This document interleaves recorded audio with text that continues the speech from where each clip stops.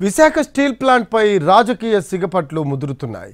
కార్మిక సంఘాలపై జనసేన నేత అనుచిత వ్యాఖ్యలు తర్వాత వేడి మరింత రాజుకుంది. ఉక్కు పరిశ్రమను మూసేసేందుకు వైసీపీ ప్రభుత్వం సహకరిస్తే కార్మిక నేతలు భాగస్వాములయ్యారని జనసేన నేత బొలిశెట్టి ఆరోపించారు. ఈ వ్యాఖ్యలపై కార్మిక సంఘాలు ఆగ్రహంతో రగిలిపోతున్నాయి.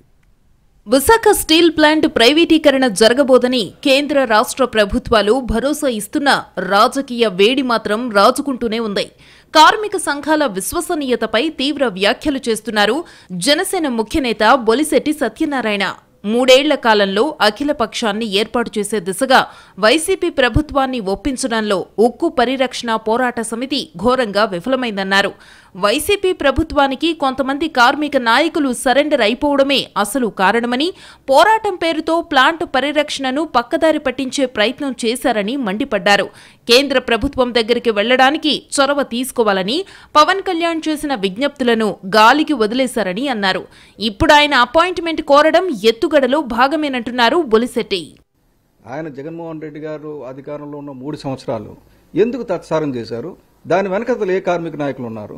ఎందుకంటే జగన్మోహన్ రెడ్డి గారు కొన్నాళ్ళు పోస్కోకి రెడ్ కార్పెట్ పరిచారు, కొన్నాళ్ళు జిందాల్కి రెడ్ కార్పెట్ పరిచారు. ఆ తర్వాత డైరెక్ట్గా చీఫ్ సెక్రటరీ గారిని పట్టుకొని మనం ఇక్కడే రాజధాని కట్టేసుకుందాం, 30 వేల ఎకరాలు ఉంది, స్టీల్ ప్లాంట్ని లేపేద్దాం అన్నారు. స్టీల్ ప్లాంట్ని లేపేద్దాం అన్న వైసీపీతో ఏ కార్మిక నాయకుడు కుమ్మకై తిరిగాడు? ఉదయం ఒక పార్టీ, రాత్రి ఒక పార్టీ. నేను ఎందుకు చెప్పానంటే అది బాగా కడుపు మండి కార్మికుల తరపునే, నిర్వాసితుల తరపున ఆలోచించి వీళ్ళు ద్రోహం చేస్తున్నారనిపించింది. ఉక్కు పోరాట నాయకత్వాన్ని టార్గెట్ చేస్తూ బొలిశెట్టి చేసిన వ్యాఖ్యలు దుమారం రేపుతున్నాయి.